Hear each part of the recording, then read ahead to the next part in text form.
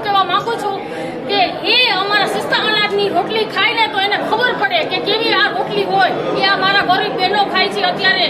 અને ખેડૂતોના ઘરમાં જો પાણી હોય, વરસાદ હોય તો એ સારા ઘઉં વાવે અને મારા બહેનો ખાય. ઓટાણે કરિયાણાની દુકાનમાં જીવ જંતુ વાળી વસ્તુ હોય, બિચારા કરિયાણા વાળા પણ શું કરે?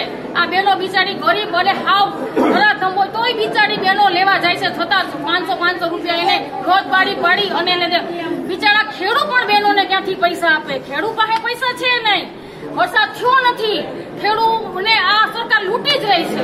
અને હું એટલી અપીલ કરવા માંગુ છું કે હરેક ભાઈ હરેક બેન ખેડૂતની સાથે ઉભા રહે અને ખેડૂતને જાગૃત કરે અને હોવું જોઈએ. જેવી જ રીતે કાલે બધા જસદણમાં બધા ભાજપના નેતાઓ ડિસ્કા કરતા હતા, ઝૂમતા હતા, પણ એને એટલી નથી ખબર કે આ બહેનો ભૂખી સુઈ જાય છે. કોઈના ઘરમાં એક પણ અનાજનો દાણો ન હોય ત્યારે ત્યાં ઉભીને એના ચૂલા કેમ નથી ચેકિંગ કરતા? અને એના ચૂલા ચેકિંગ કરીને પછી જ એના ઘરે જવું જોઈએ. હું એટલું જ એને કહેવા માંગુ છું, આગામી ચૂંટણીમાં ભાજપ સરકાર અમારે જોતી જ નથી, આજે પણ નહીં અને કાલે પણ નહીં. હું લેડીઝ, એટલી બધી લેડીઝ અને હરેક બેન સાથે હું ઉભી રહીશ.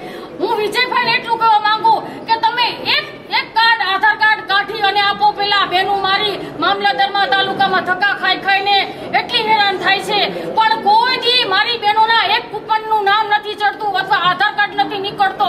આટલી મારી પાસે બહેનો છે, હું 200 બહેનો લઈને આવવાની હતી. મારી એક તકલીફના કારણે હું આજ નો વેલી પહોંચી શકી, બદલ માફી માંગુ છું.